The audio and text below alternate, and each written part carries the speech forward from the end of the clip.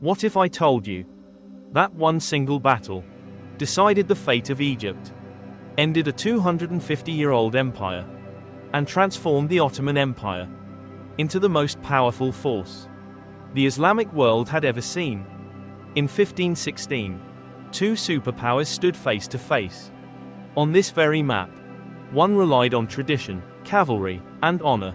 The other brought gunpowder, cannons, and betrayal. What happened next did not just change a war. It rewrote the balance of power. Across the Middle East, North Africa, and even Europe. This is the battle that erased the Mamluk Sultanate and opened the door to an Ottoman age of domination. Let's watch the map unfold. When the Ottoman Empire turned its strategic focus toward Egypt, it inevitably collided with its long-standing rival, the powerful Mamluk Sultanate. From 1485 to 1491, the Ottomans and the Mamluks fought a brutal series of wars across Anatolia and the contested lands of Syria. These early conflicts ended with an unstable peace treaty, one that declared no clear winner. Yet this fragile agreement merely delayed the inevitable, planting the seeds for a far greater confrontation to come. Both empires were determined to control the Middle East.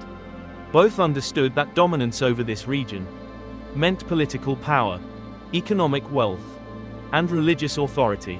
After the Ottoman Empire captured Constantinople, the former Byzantine capital, its ambitions expanded rapidly.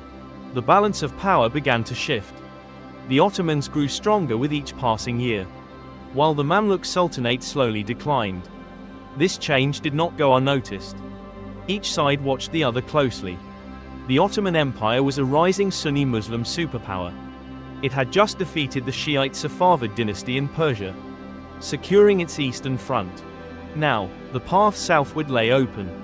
Sultan Selim I understood the moment. He acted without hesitation. He publicly accused the Mamluk Sultan of secretly cooperating with the Safavids. Selim declared the Mamluks oppressors of true Islam. He labeled their allies as heretics. This religious narrative gave the coming war a powerful justification. In 1516, Sultan Selim I marched his army toward Egypt. Historians estimate that each side fielded nearly 60,000 soldiers. On paper, the forces seemed evenly matched. In reality, they were not. The Ottoman army was professional, well-trained, and battle-hardened. Its soldiers had years of combat experience. The Mamluk army, by contrast, relied heavily on conscripted peasants. Farmers were taken directly from their fields, weakening food production across Egypt. Some peasants fled to avoid service. Others were forced to join the army. This system created shortages, low morale, and logistical chaos. Technologically, the Ottomans held a decisive advantage. They were equipped with firearms and artillery. Cannons and muskets dominated the battlefield. The Mamluks still depended mainly on bows and arrows. Their strength lay in cavalry charges, a tactic once feared across the region, but now increasingly outdated. As Selim advanced, the Mamluks chose to stand their ground. After the Ottomans captured Diyarbakir, they pushed deeper into Syria. Their destination was Marj Dabiq, a critical strategic plain near Aleppo. Mamluk Sultan al-Ashraf Qansur al-Garai began organizing defensive forces. He received an Ottoman diplomatic delegation, sent under the appearance of peace. Selim I offered reassurance.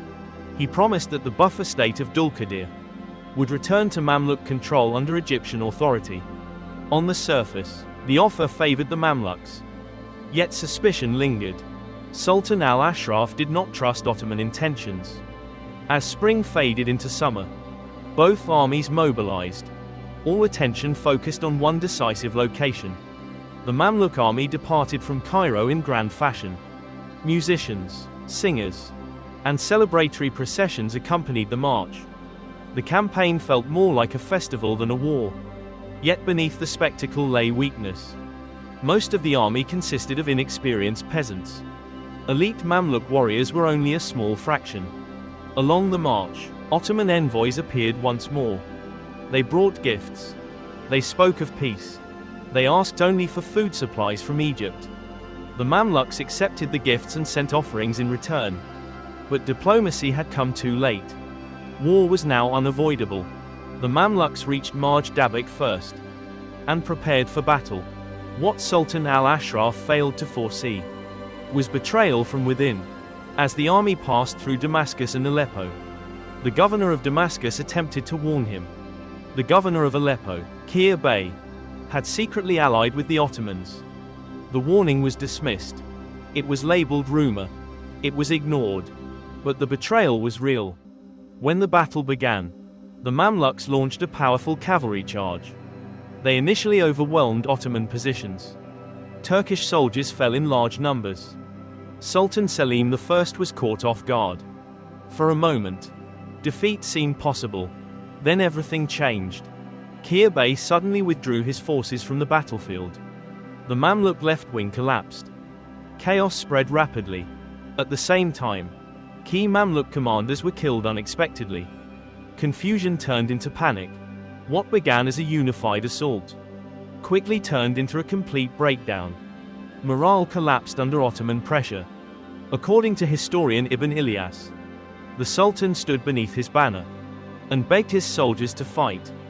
He promised rewards. He called for courage. No one listened. The army fled, with no reinforcements and no protection. The situation became hopeless. Sultan al-Ashraf collapsed during his retreat. Whether from illness, shock, or exhaustion remains unknown. He died before leaving Marj Dabiq. With his death, the battle ended. Selim I entered Aleppo in triumph.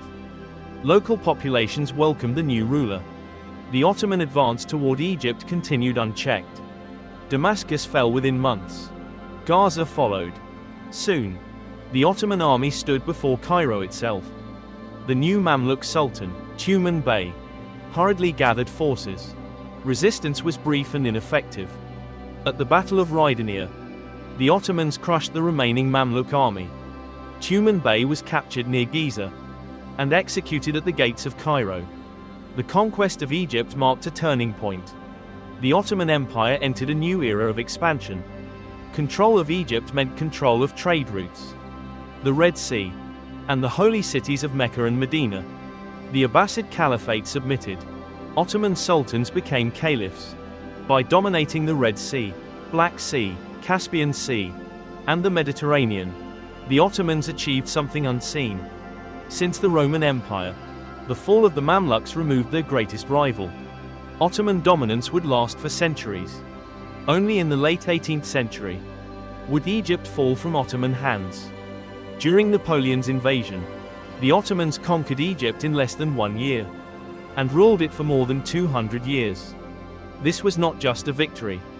It was a transformation of history. If you want to understand how history was shaped on the map, subscribe to the channel and continue exploring these turning points with us.